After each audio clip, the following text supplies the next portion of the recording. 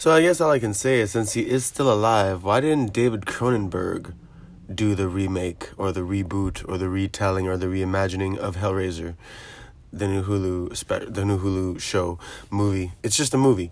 I had thought apparently that HBO Max was making a series, and I don't know if that's still going on. But if they ended up dwindling it down to this film, that is so sad, because honestly, I didn't like it. I mean, I'll get right down to it, and it's mainly because, do you remember when movies were inclusive and diverse just because that's how the story ended up playing out? I mean, the 1987 original Hellraiser with, Ashley Lawrence as Christy Cotton, like, she was an awesome, heroic female character that survived this hellish experience.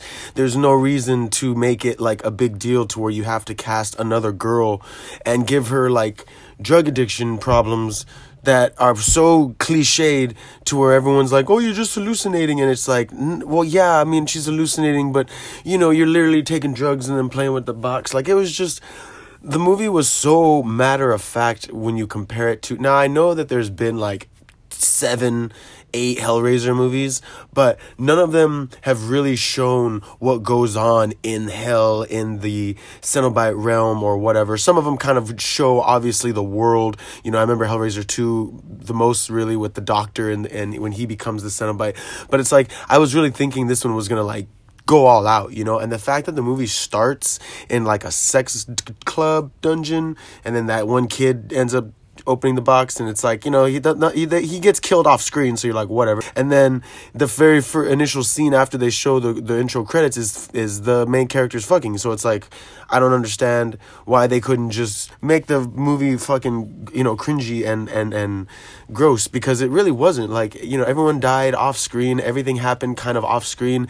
And even in the original, when there's that weird little fucking hallway monster, like, that thing was awesome, and I love at the end when she's fighting it and it's like this weird ass like slap battle and they're just like looking at each other and it's like she's like getting pissed and she just doesn't give a shit. Like, it's just hilarious. Whereas in this one, there's nothing that, like, there's a lot of walking that goes on, there's a lot of like slow moving towards you that goes on. And even in the originals, in like the 3rd or 4th or 5th one, when, well, I think it's like the 3rd one, honestly, when they have the twins and like the CD disc guy and the radio fucking head dude, and it's like they're walking but they're at least like shooting projectiles at people. Like, these motherfuckers are just literally walking.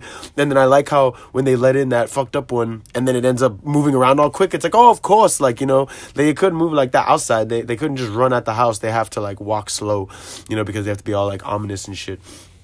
But yeah, it was too much.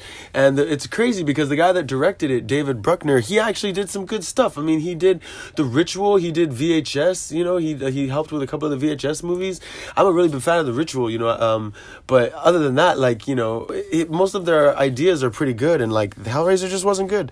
And I could care less about the whole female Hellraiser thing, the whole female Pinhead, because technically, as I've learned through the comics, Christy and Hellraiser actually like swap roles and shit. Like, he ends up making her the new Pinhead because, like, he sees that she's suffered so much and she wants to be with her friends in hell because they're dead, and he wants like a normal life that he used to have from his human side. So it's just, they could have totally did that and it would have been awesome, taking place in the Cenobite realm and having her like transform into Pinhead, bringing what's her name, Ashley Lawrence, back as Christy, and just having her become Pinhead like in the beginning of the movie. Or like I said, if it was an actual show, have it like a couple episodes of her becoming the new Pinhead, and then the rest of the season is them trying to fight her as the people that are there.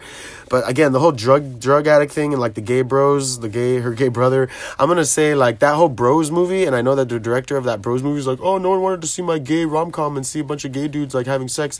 And it's like, yeah, you're right, no one really wanted to see that. I mean, it's very rare that we have sex in films, but it is what it is. But in this film, I like how they just kind of slid in that the brother's gay and that he's got his boyfriend and that the boyfriend survives, and it's like, of course she's gonna save the boyfriend over the fuck that fucking made her use the puzzle in the first place.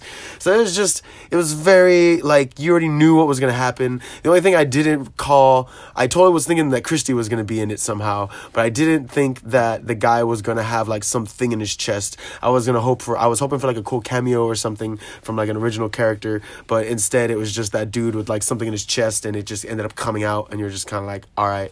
Like, and then at the end he ends up getting like ultimate power, and you're like, all right, I mean, I guess that's That sucks, but that's cool. You know, he deserves it. But at the end of the day, you know, it's just a bunch of light around this dude's face. But anyway, it could have been better. I wish it was a show. Maybe they're going to make another one, or maybe they're... now I know why it wasn't in theaters, because when I saw it was going to be on Hulu, I was like, oh, man, so it's not going to be on HBO Max. It's going to be on Hulu? And then at that, it's a movie? Like, oh, man, like... It's probably not going to be that good. So, Hellraiser, I would say check it out, but honestly, it's like whatever. If you've seen it, you've seen it. If you haven't, you probably really don't care. But I'd say you should watch the original 1987 Hellraiser, watch that one through, I think, the 7th or 8th movie, and then watch the new one, and just watch the decline in quality and be like, why didn't they do this or this or this? And then check out the comics, because I didn't realize till not that long ago now that they were Hellraiser comics, so kudos to that. But, so, you know, it's been Ghost in the Craig, and you guys have a good one. Peace.